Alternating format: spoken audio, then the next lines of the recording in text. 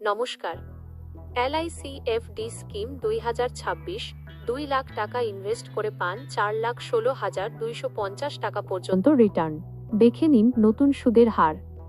নিরাপদ বিনিয়োগ এবং নিশ্চিত রিটার্নের জন্য ভারতীয়দের প্রথম পছন্দ হল LIC।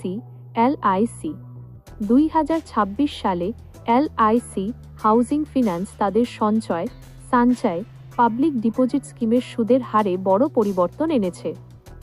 মধ্যবিত্ত বিনিয়োগকারীদের জন্য এটি একটি সুবর্ণ সুযোগ, যেখানে মাত্র 2 লাখ টাকা জমা রেখে আপনি ম্যাচুরিটিতে 4 লক্ষ টাকারও বেশি রিটার্ন পেতে পারেন। আজকের ভিডিওতে আমরা এই স্কিমের বিস্তারিত তথ্য, সুদের হার এবং কিভাবে আবেদন করবেন তা নিয়ে আলোচনা করব।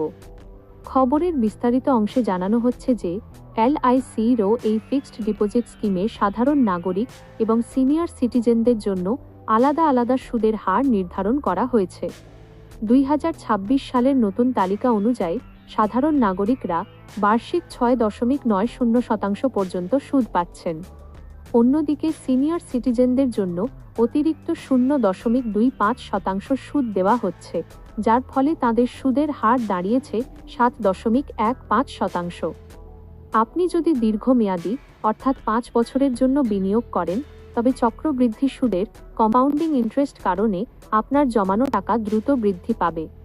হিসাব করে দেখলে দেখা যায়, এই স্কিমের বিশেষ ক্যাটাগরিতে এবং নির্দিষ্ট মেয়াদে 2 লাখ টাকা বিনিয়োগ করলে মেয়াদ শেষে তা সুদে আসলে 4,16,250 টাকা পর্যন্ত হতে পারে। এটি নির্দিষ্ট প্রমোশনাল অফার বা স্পেশাল স্কিমের ক্ষেত্রে প্রযোজ্য। এছাড়া এই স্কিমে আপনি মাসিক, ত্রৈমাসিক বা বার্ষিক ভিত্তিতে সুদ পাওয়ার সুবিধা পাবেন, যা প্রবীণ নাগরিকদের জন্য পেনশনের মতো কাজ করবে। LIC-র এই স্কিমটি ক্রিসেল দ্বারা AAA স্টেবল রেটিং প্রাপ্ত, যার অর্থ আপনার টাকা এখানে সম্পূর্ণ সুরক্ষিত।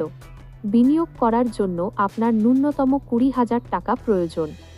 এছাড়া প্রয়োজনে আপনি আপনার জমানো টাকার উপর 75% পর্যন্ত লোন বা ঋণ নেওয়ার সুবিধাও পাবেন।